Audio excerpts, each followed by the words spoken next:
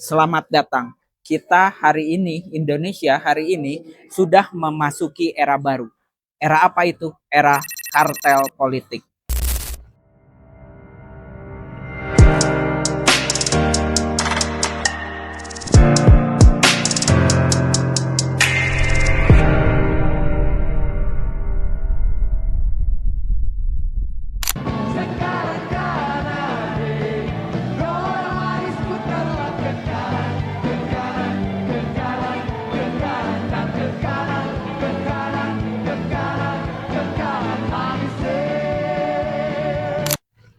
Pada Kongres ke-6 PDIP di Bali, Megawati Soekarno Putri menginstruksikan kepada seluruh kader untuk mendukung dan mensukseskan pemerintahan Prabowo Gibran. Jadi PDIP yang awalnya oposisi hari ini mendukung pemerintahan Prabowo Gibran. Dukungan ini datang ketika Presiden Prabowo memberikan amnesti kepada Hasto Kristianto, yaitu Sekjen PDIP. Saudara, Presiden Prabowo Subianto mengeluarkan dua putusan yang jadi pembicaraan pekan ini. Pemberian amnesti atau pengampunan untuk Sekjen PDI Perjuangan Hasto Kristianto dan abolisi. Apakah ini kebetulan ataukah memang ada lobi-lobi politik di sini? Kita gak pernah tahu.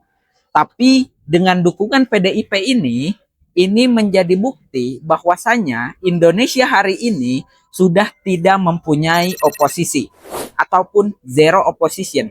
Karena secara tidak langsung seluruh partai politik di Indonesia semuanya sudah menyatakan dukungan kepada pemerintahan Prabowo Gibran. Dengan secara tidak langsung hari ini Indonesia sudah memasuki era namanya era kartel politik. Kartel politik ini diadopsi dari istilah ekonomi, yaitu kartel usaha, di mana sekelompok pengusaha itu meminimalisir persaingan untuk membagi keuntungan. Kartel politik pertama kali diperkenalkan oleh Katz dan Mayer dalam sebuah publikasi jurnal Party Politics.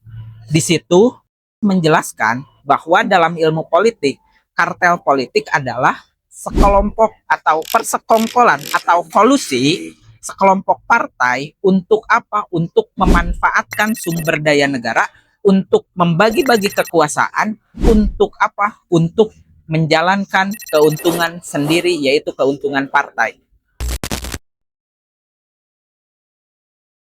Ciri-ciri kartel politik yang disebutkan Katz dan Mayer adalah yang pertama, kooptasi antar elit. Maksudnya apa? Maksudnya adalah persaingan antara elit diminimalisir. Nah, semua elit saling bekerja sama, diakomodasi dalam sebuah kekuasaan. Nah, yang kedua, ciri-ciri yang kedua adalah kekuasaan ataupun bagi-bagi kekuasaan itu jadi hal yang biasa. Bukan hanya kekuasaan yang dibagi-bagi, tapi anggaran negara, proyek negara itu dibagi-bagi oleh kartel politik karena meminimalisir persaingan. Yang ketiga, ideologi sebuah partai itu tidak terlihat karena semuanya bekerja sama dalam satu jalur gitu. Dan yang keempat, ketergantungan pada anggaran negara.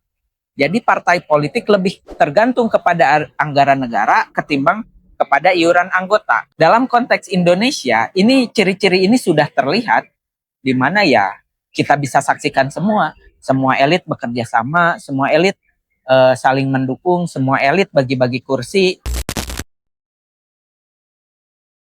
Apa sih sebenarnya dampak ataupun pengaruh dari kartel politik ini terhadap demokrasi? Kita berbicara secara objektif. Nah, pertama, secara dampak positif, ini sangat berdampak positif terhadap para elit. Karena apa? Karena ini akan menghasilkan stabilitas politik.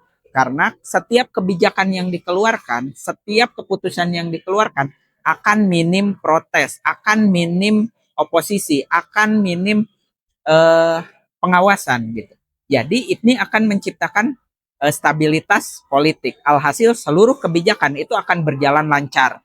Seluruh pengambilan keputusan akan berjalan lancar. Tapi dampak negatifnya juga ada, jelas-jelas ada.